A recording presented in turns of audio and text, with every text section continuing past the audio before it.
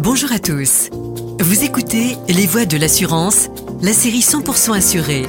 Jean-Charles Némy décrypte et simplifie pour vous ce qu'il est important de savoir pour vos assurances.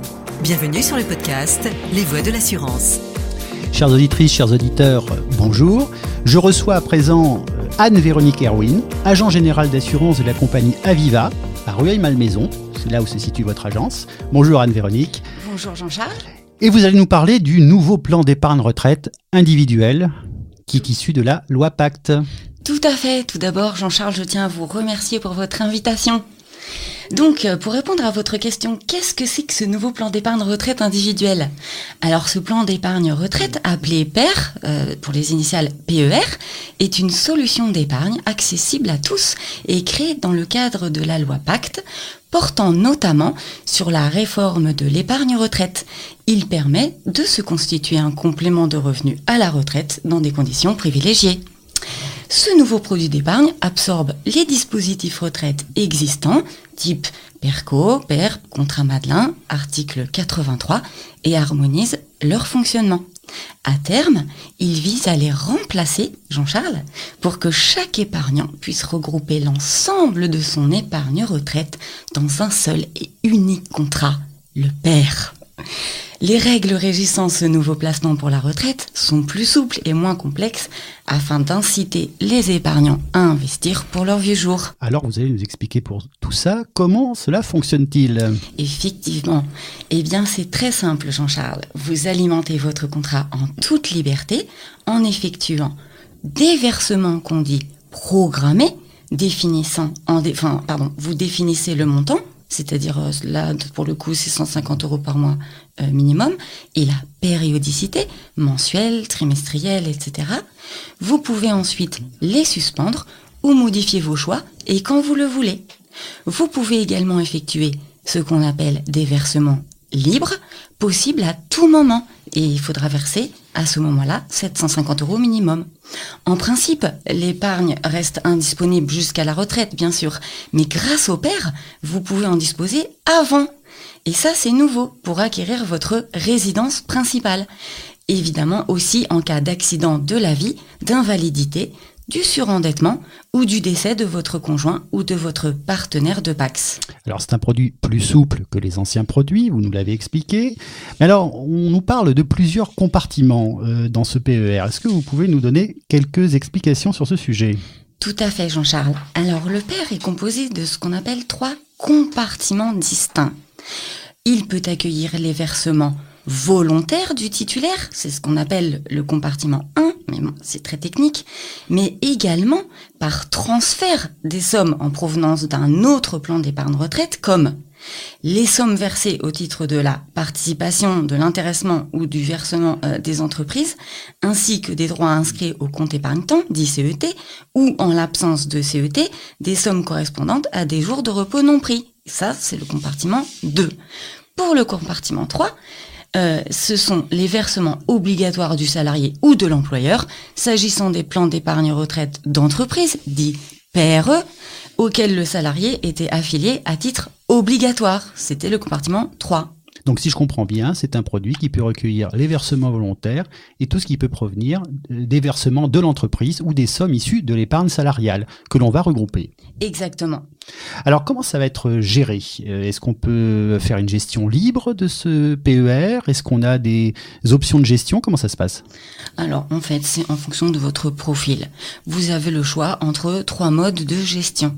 Le premier, la gestion qu'on dit évolutive, qui vous permet en fait de sécuriser progressivement votre épargne en fonction du profil choisi. Si vous êtes sécuritaire, moyennement sécuritaire ou pas du tout sécuritaire, votre épargne est dynamisée à long terme et sécurisée progressivement, c'est très important, à l'approche de votre date prévisionnelle de départ à la retraite. Le second est la gestion sous mandat. Effectivement, si vous ne disposez pas du temps et ou des connaissances financières nécessaires, vous pouvez faire appel à l'expertise de sociétés de gestion qui s'en occupent pour vous. Et enfin, vous pouvez choisir, comme vous le disiez, la gestion qu'on dit libre pour les personnes qui ont des connaissances financières et l'envie de gérer de façon autonome et proactive leur investissement avec l'aide de leurs conseillers, bien sûr, si nécessaire, pour avoir du conseil. Vous pouvez changer évidemment de mode de gestion en cours de contrat. Et les arbitrages peuvent être gratuits et illimités en fonction du contrat choisi. Alors quand j'arrive en retraite, comment je peux sortir de ce PER ? Avant, je ne pouvais sortir qu'en rente viagère dans les anciens produits de retraite, sauf dans le PERCO en entreprise. Tout à fait. Mais aujourd'hui, c'est beaucoup plus souple. Du coup, à l'âge légal de départ à la retraite ou à la liquidation de vos droits, au choix, vous pourrez percevoir votre épargne sous forme de capital et ou demander la transformation de ce capital en rente viagère, c'est-à-dire en complément de revenus versé à vie durant toute votre retraite ou encore opter pour un mix des deux. Si vous disposez déjà d'un contrat d'épargne retraite de type PERP ou Matelin, vous pouvez le transférer sur votre contrat PER.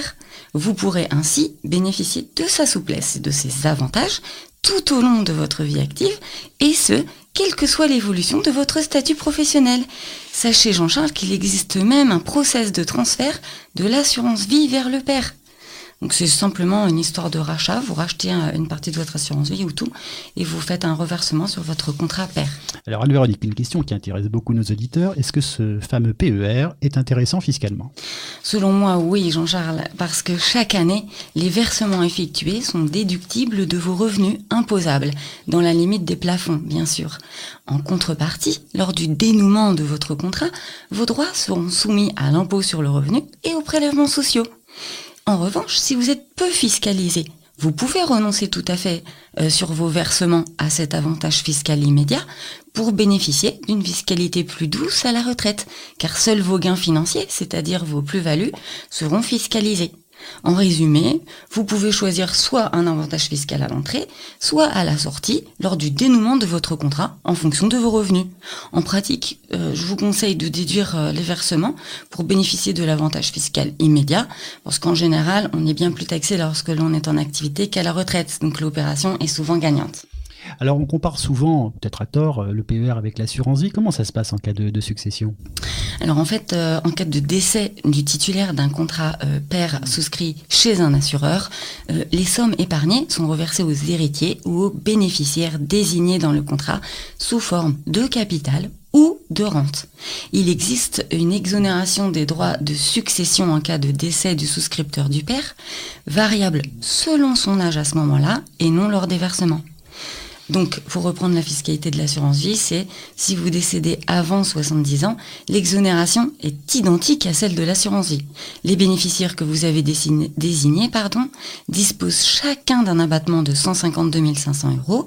Si vous décédez en revanche après 70 ans, l'avantage fiscal est limité à 30 500 € à se partager entre vos différents bénéficiaires. Notez, excusez-moi, un dernier petit point, Jean-Charles, la part des sommes versées sur le contrat d'assurance après l'âge de 70 ans, qui dépasse donc 30 500 € est soumise aux droits de succession. Donc c'est la petite différence avec le PER. Tout à fait. Eh bien, Anne-Véronique Erwin, je vous remercie parce que vous avez bien éclairé sur ce produit qui se veut simple, mais qui parfois est un peu complexe, qui mérite l'attention de nos auditeurs, et puis surtout, il faut qu'il soit bien conseillé. Donc, je rappelle que vous êtes agent général Aviva Rueil Malmaison, et je crois que vous avez sorti un PER. Tout à fait, comme tous les autres. Enfin, nous, c'était peut-être en avance, parce que même sûrement, parce qu'on était déjà sur le front dès le début octobre du mois d'octobre 2019. Voilà. 2019, c'était la date, effectivement, de sortie officielle. Merci beaucoup, Anne-Véronique Erwin. Je vous en prie, c'était le PER en clair. Voilà, et nous nous retrouvons pour un prochain numéro des Voix de l'assurance.